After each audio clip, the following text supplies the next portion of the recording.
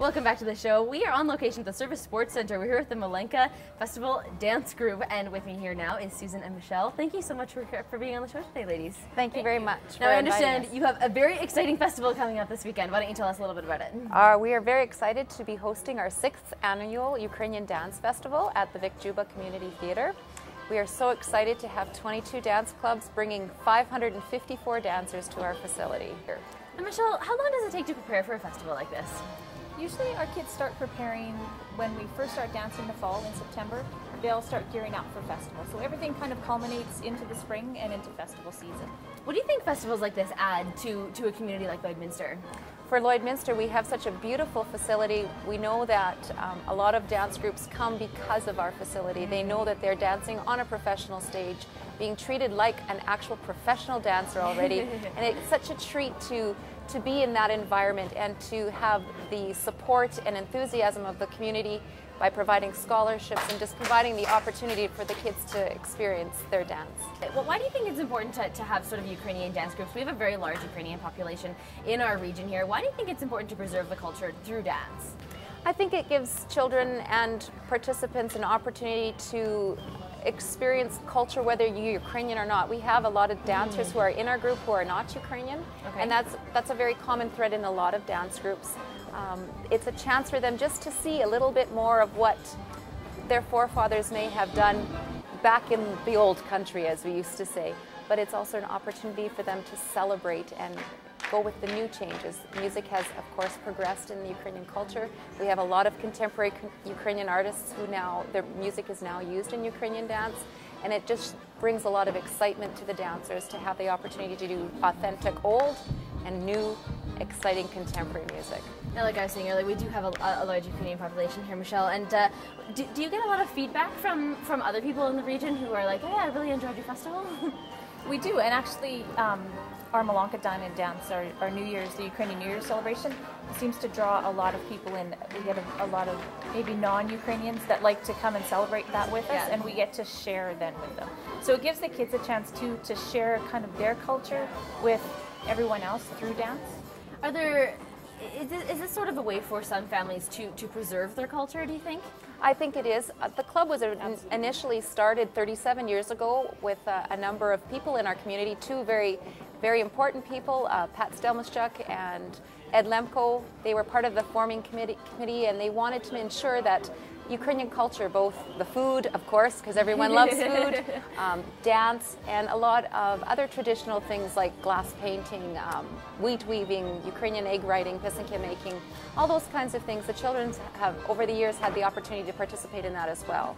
Talk a little bit about how performing helps dancers. I mean, it's one thing to practice the art in the studio. What do you think the kids learn from performing, Michelle? Confidence, I think, is a huge part of it. I think it really builds the confidence to be able to get up and perform.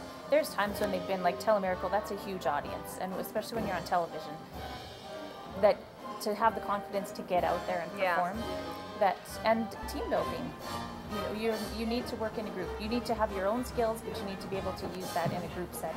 And in Ukrainian dance, oftentimes we dance in large groups, but in Ukrainian culture, when you go to an ethnic function, there's usually a dance called a kolomeka, which people gather in a circle, and people are encouraged to go into the center and dance their favorite steps and challenge themselves and try to mimic some of what they see an older dancer maybe doing, or a younger dancer, to include in and encourage and get them to participate more. So our children are very excited to do all types of dance and learn from different regions. Excellent. Well, where can we get tickets for the festival? Tickets are sold at the door. We have a weekend pass for $20, day passes for $10, and an individual session is $5. It is, by far, you'll see children from the ages of 4 all the way up to our age. Adults, dancing. Our largest group has 27 dancers on the stage. Saturday night is the Hobok season, and we have 10 major dances for that, and we'll be showcasing our own dancers that evening. It is by far one of the highlights of the weekend. Well, thank you so much for coming on the show today, ladies. It's been a pleasure. I guess we're going to go learn some moves, yes? Go for it. Awesome. The festival is this weekend at the Vikjuba Theatre. Okay, so the first move we're gonna do is, it's a girl move. Yes. So it's easy for you. It's a girl move.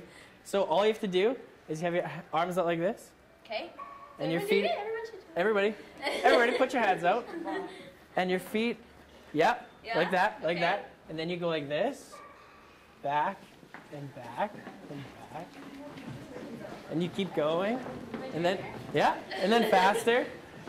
There you go.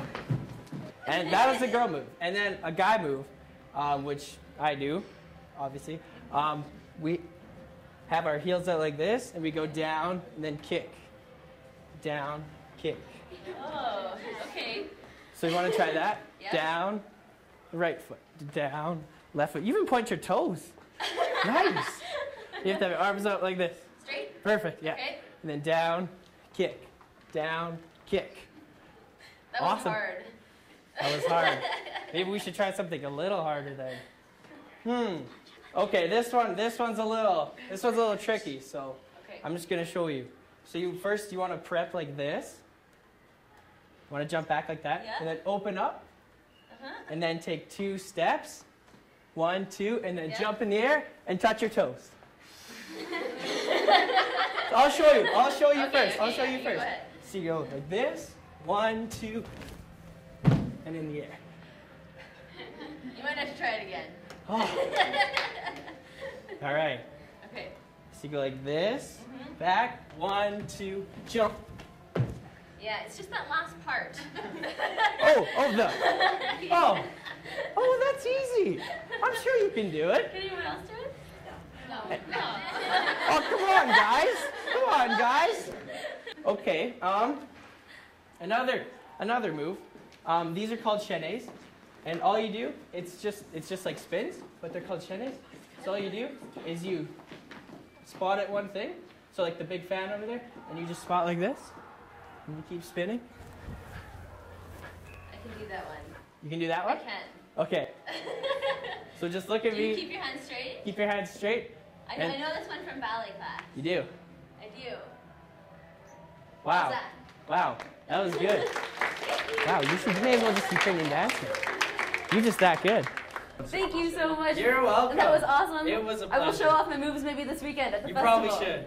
Show everybody off. Awesome. The festival's this weekend at the Victory Theater. Coming up, all the hits you missed in Cold Lake this weekend. Our MMA expert Jacob Zare brings us the full recap of the Evolution Fighting Championship. That's next on Around the Region.